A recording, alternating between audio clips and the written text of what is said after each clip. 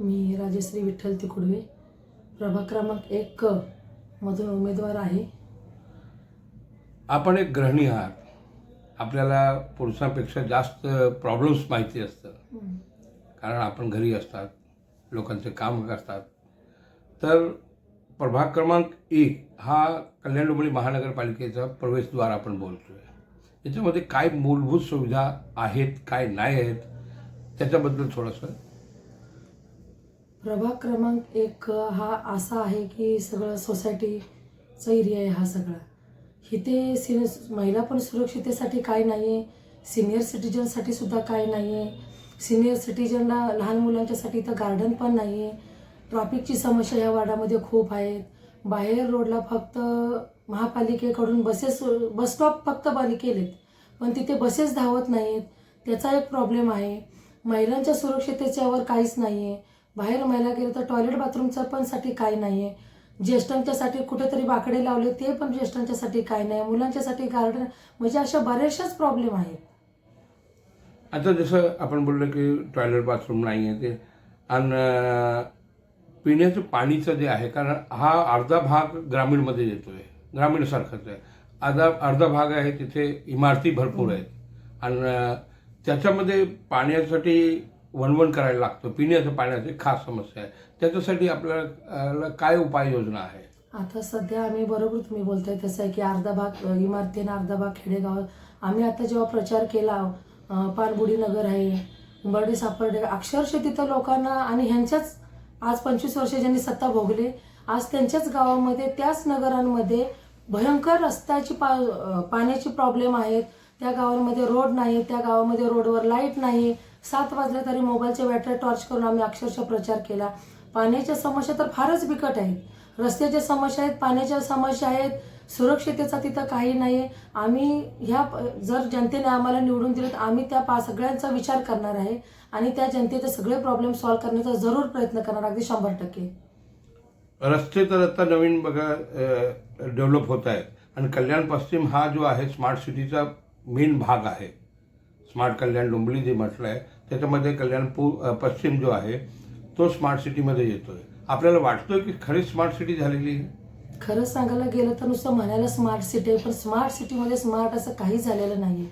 Smart सिटीमध्ये काय आहे, इथं रोड केले तर लाईट नाही, लाईट दिवे लावले तर त्याच्यात लाईट लागत नाही. ही कसली स्मार्ट सिटी आहे?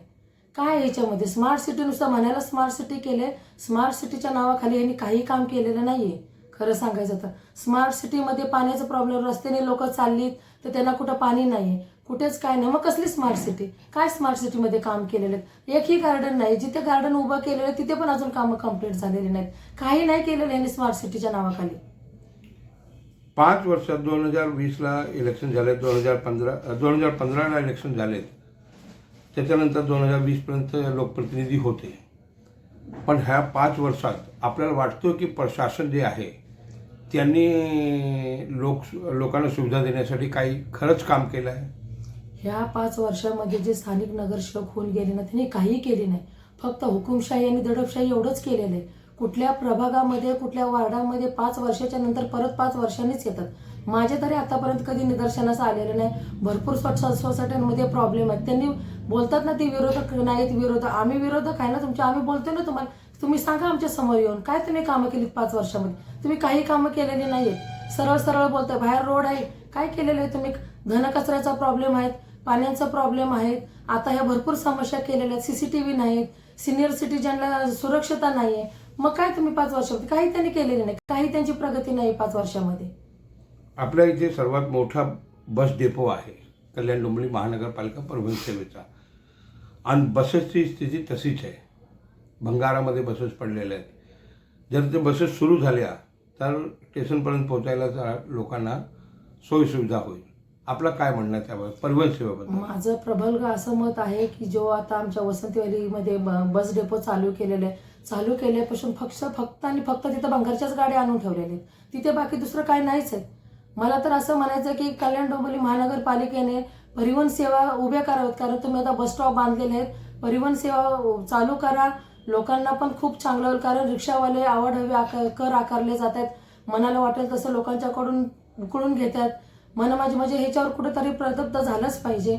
बसेस चालू करा. कल्याणमध्ये भयंकर ट्रॅफिकच्या समस्या झाल्यात, तो पण प्रॉब्लेम कुठेतरी सॉल्व्ह होईल. आज लोकांना कल्याण स्टेशनला जायचं म्हटलं तर अर्धा ते पाऊण तास लागतो स्टेशनला पोहोचायचं म्हटलं तर. जर बसेस चालू केले तर कुठेतरी थोडंसं, आम्ही म्हणत नाही की रिक्षाचं आहे, पण त्या रिक्षांचा पण प्रॉब्लेम थोडासा कमी होईल ना. रिक्षावाल्यांनी पण आज कल्याण स्टेशनला जायला 25-30 रुपये घेतात. जर तुम्ही परिवहन सेवा पण चालू केलीत तर ट्रॅफिक पण कुठेतरी कमी होईल. सर्वसाधारण जनतेला पण थोडंसं कुठेतरी परवडेल आणि बसेस पण चालू राहतील ना. त्याच्यावर पण ह्यांनी जरा विचार करण्यासारखी गोष्ट आहे की परिवहन सेवा चालू करा. सर्वसाधारण लोकांना पण ते परवडेल. रिक्षा सर्वांना काही परवडत नाही. रिक्षांचे पण दर कितीतरी आता आकारले गेलेले आहेत. हा थोडा जर समस्येचा केला तर ट्रॅफिक समस्या जरा कमी होईल असं मला वाटतं. आपण निवडून आल्यावर सर्वात पहिला कार्य जे करणार आहात तो कुठला असेल? मी निवडून आल्यावर मी सर्वांगीण विकास करण्याचा माझा भार राहील. महिलांच्या ज्या समस्या आहेत, सुरक्षितेच्या समस्या आहेत, महिलांना बाहेर टॉयलेट बाथरूम जे सॅनिटरीचा महिलांचा जे आहे विषय, त्याच्यावर काम करणारे, कारण जॉबला जातात, घरकाम करणारे जे पण महिला आशा वर्कर्स आहेत त्यांचा पण, आणि ह्या गोष्टी सांगून नसतात, कुठेही काही प्रॉब्लेम होतो त्या गोष्टीवर आम्ही समस्या करणार आहे. आम्ही धनकचऱ्यावर पण विषय तो आम्ही घेणार आहे. सिनियर सिटीजनच्या सुरक्षितेवर पण आम्ही भर देणार आहे.